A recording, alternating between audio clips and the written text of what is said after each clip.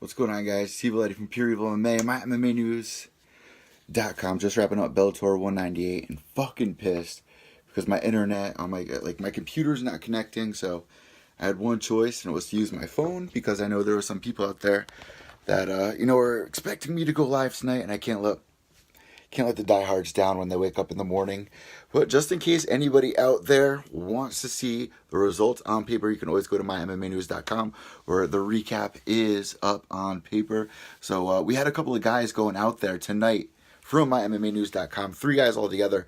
Mike Pendleton, Spagu. What's going on, Sammy? Bellator 198 tonight, man. It went down perfectly. For a Bellator card, I know there is frustration out there over in the UK. Trust me, I understand that. And, Liam McGeary was even saying today on Twitter, it's just bullshit. Like, he doesn't even try to watch the Bellator events because it's so hard to find a stream in the UK. These guys have to watch a day later, a week later, even if you have to watch it an hour later than what it's really live. It's fucking annoying. And if Bellator wants to keep up as the best, they got to do something about that. Damn, I was hoping Mir would pull it off. And here's the thing about this. First off, make sure you guys are following me on Twitter at evil_echo, Instagram at Pure Evil MMA. Subscribe on iTunes, Podbean, Stitcher at Pure Evil MMA, and at YouTube Pure Evil MMA. Sammy, great point, because that main card, the way that was all going, submission after submission after submission. I mean, we had Emmanuel Sanchez going there, get the submission. Dylan Danis on his pro debut, get the submission win. Man, that sucks for the UK folks. It really does suck for the people out in the UK. And a lot of them were keeping up on Twitter. I get a little weary of putting live results out there, especially with Bellator, because I feel them. I really do. You don't want to know what the results are, but we all know. If we don't want to know what the results are, probably not a good idea to go on social media. And definitely stay away from the fucking Bellator hashtags. But I had a lot of fans coming over tonight, a lot of fight fans, not my fans, fight fans, on Twitter, going through the hashtags, keeping up with everything. So always a pleasure helping the UK fans. And it really is a struggle, man. Bellator has to do something about that. They have to fix it. The thing that's holding them back is the Paramount deal, the Spike deal / Paramount deal. UFC has a great spot with FS1, even though there are difficulties with them as well, the Fight Pass being brought into it. Bellator needs to figure something out. I don't know what the answer is. I don't have the answer, but something needs to be done for them to be able to watch live in the UK. Why can't they watch it live in the UK? Why is it on tape live? Why are there all these issues? Pure Evil MMA, cool brand, keep it up.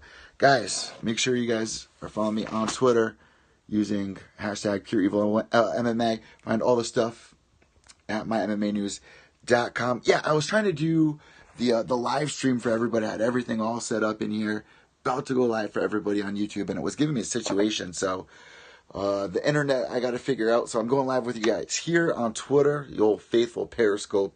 Can't go wrong with Periscope, but I appreciate all the support. Let's talk a little bit about the fights tonight. Let's talk about Dylan Danis really quick. Wow. All right, so Dylan Danis going in there. We are all waiting for his pro debut. He even came in when he was signed to Bellator, claiming that he was the highest paid fighter on the Bellator roster. Now, it's got to piss people like the long reigning champ, Michael Chandler, former champ, Michael Chandler, people that have been in the company for years and years and years as the figures. And there you have this guy, no pro fights, thinks he's tough shit for training with Conor McGregor. Well, he's one of Conor McGregor's coaches. He is Conor McGregor's jiu-jitsu coach. Coach Kavanaugh was actually there tonight as well, which was kind of cool. But all in all, Dylan Danis going there. He got rocked a couple of times in this fight. This fight didn't last long. All in all, lasted 90 seconds. But in the first 30 seconds, he was rocked twice. And I was getting a little nervous. Everybody out there that has been throwing shade toward Dylan Danis, I'm sure they're at the edge of their seat, hoping that he was going to get a piece of that humble pie. But Dylan Danis snatching up legs. And as he says, the samurai way. He was going in there, expect to be killed. Danis ate a few shots. I could see some folks. I missed the last part of that. I'm so sorry about that. Resend that question. But Dylan Danis, man, getting his first win in there, saying that he is the reason why Bellator did so well tonight. I don't know about that. But I will say, there's a lot of people out there, whether they love him or hate him, or didn't even watch, they at least want to know if he won or lost tonight. So there is interest there for Dylan Danis, especially moving forward. He was backstage crying. Right? He's backstage crying after he won this fight, and he calls out Ben Askren? What? Why would you call up Ben Askren? Ben Askren isn't even on the contract for Bellator. That was your plan, to call up Ben Askren? You win one pro fight? Let's call it the best in the world? I don't think so. And the way Ben Askren's been going back and forth with Rory McDonald, are you kidding? He's not coming back to Bellator. It's just not happening. If anything, he's trying to get into the UFC. No ifs, ands, or doubts about that. But Dillon Danis moving forward, who do you think he's going to fight next? I mean, it's wide open. The roster is wide open in that division. So all I can say really is congratulations, Dillon Danis. Congratulations on your win. Going in there, getting that finish. If this went to decision, I think a lot of people would be like, oh, fuck this kid. But since he went in there, got the finish done in under 2 minutes, you can't throw any shade at this kid right now. Yeah, you could say he was backstage crying or whatever. It's an emotional thing for him. He's fucking going in there and fighting. How many people go in there and fucking fight for their job? Especially talking all that shit, trying to back it up. There are a lot of people, a lot of pressure on him. You can tell when he was going in there tonight, especially when he finally got inside the cage. I felt, empathetically, picking up on that vibe, that he was stomaching it. And it felt real. And you can tell when he was looking across the cage at his opponent, he had more movement. His opponent seemed a little more calm and relaxed in there. But then again, his opponent is also coming off 2 losses via submission.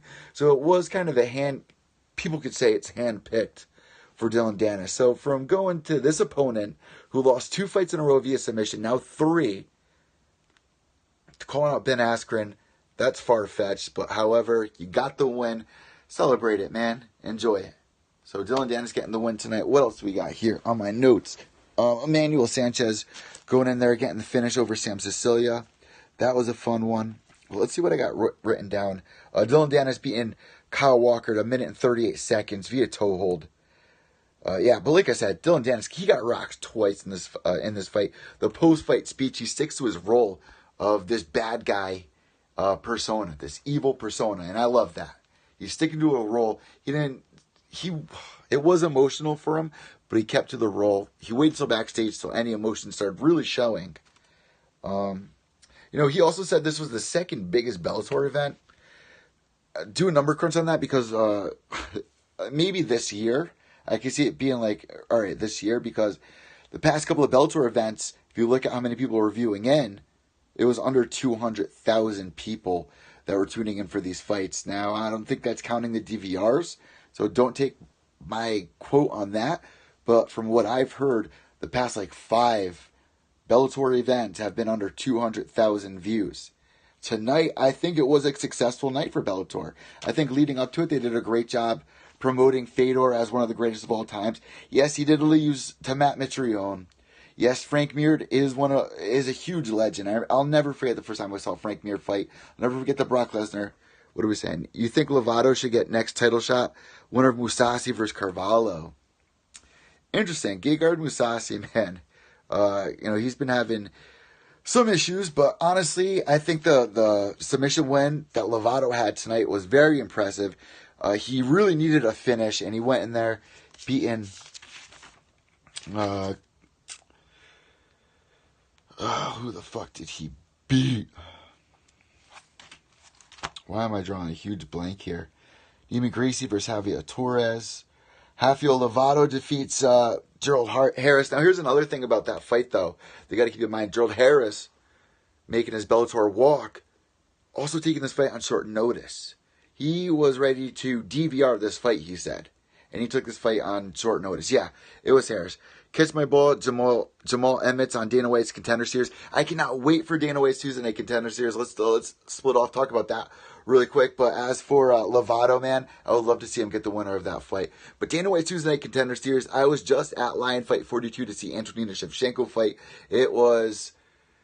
If you were basing excitement off of that fight, she needs to do more in the Contender Series. She didn't go in there and finish her opponent. She was winning. I had it all 5 rounds. But the way that one judge scored it, I think one judge scored it 48 to 50. No. What the fuck am I talking about? One judge didn't score all 5 rounds for Antonina Shevchenko. If Antonina goes in there the way that she did for a Lion Fight, I understand that she needed to win. She needed to build the momentum. But honestly, if she goes in there at Dana White's Tuesday Contender Series and thinks she's going to get a contract off a performance like that, it's going to be a frustrating after show for her because she needs to get it finished with all the hype going up as Valentina's sister. There's also Nick Newell going into Dana White's Tuesday Night Contender Series. There is a lot of hype going into season 2. So I don't know if Snoopcast is coming back. There was a lot of drama going on there with that, especially with what he was saying about Conor McGregor after the Mayweather fight. But I am not going to miss a single Tuesday Night Contender Series. So make sure you guys follow me here on Twitter. I will definitely catch your boy Emmett out on there, and I would love to get an interview with him. But let's jump back into Bellator. Neiman Gracie going there under his uncle, right? He's with his uncle for this one, I believe, right? Is he training with Henzo, I believe? Night Eddie, get some rest, brother. All right, Sammy, get some rest too. Neiman Gracie defeating Javier Torres via arm triangle at 3:18 of round 2.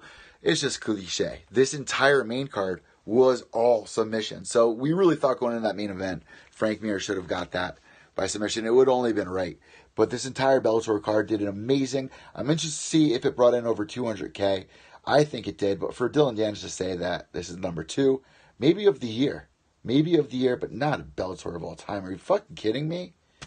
I don't know. But they definitely did good. Here's another thing. There were people tonight throwing a lot of shade at Fedor Emelianenko and Frank Mir going into it, saying that they're washed up. This fight should have happened years and years ago.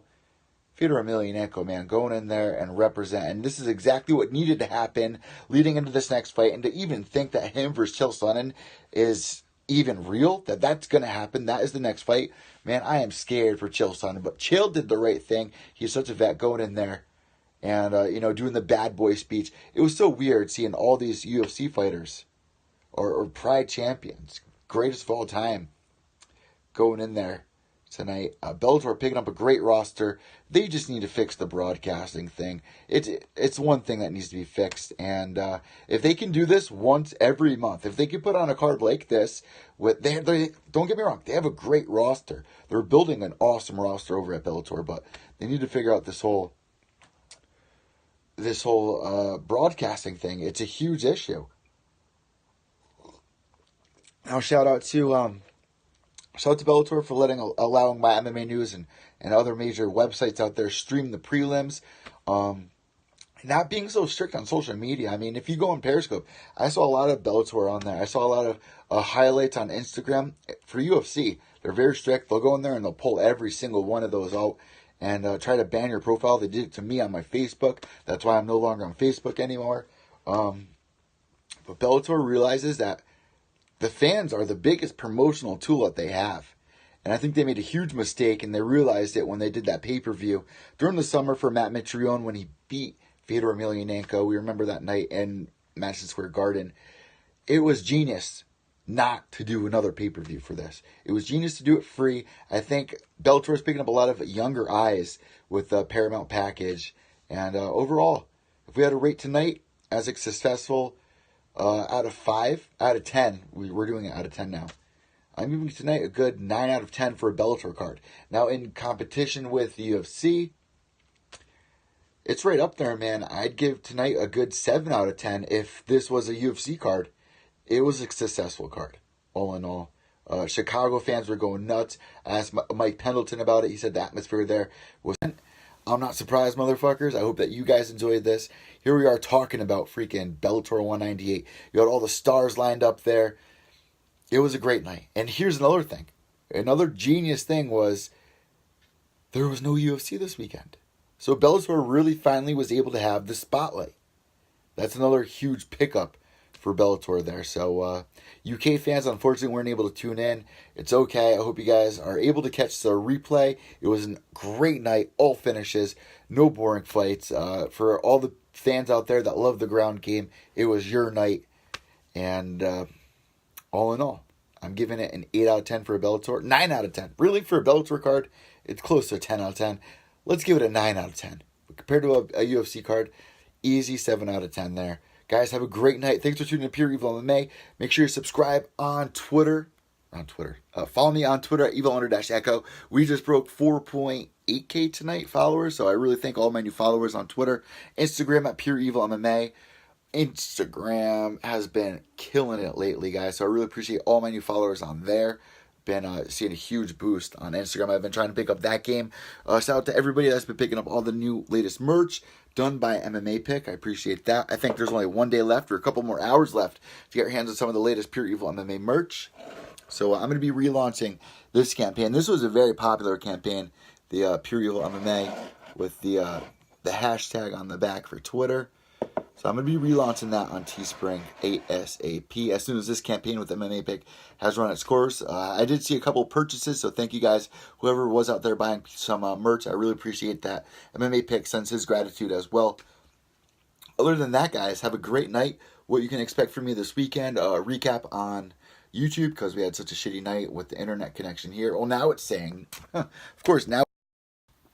So I'm sorry for any of the fans that were tuning in on YouTube, hoping they were going to get to see a recap. I had to go live somewhere, so thank you guys for tuning in here on Periscope. Usually don't do the recaps on here like this, but I'll probably be uploading this audio tonight to iTunes, so subscribe on iTunes at Pure Evil MMA. Leave a review. You have a chance to win a giveaway.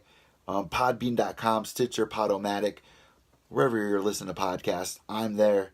YouTube at Pure Evil MMA, and you can find all the Pure Evil MMA content at MyMMAnews.com. Guys, have a great night. I'm Evil Eddie from Pure Evil MMA, MyMMAnews.com. White knuckles till the end. Behave yourselves.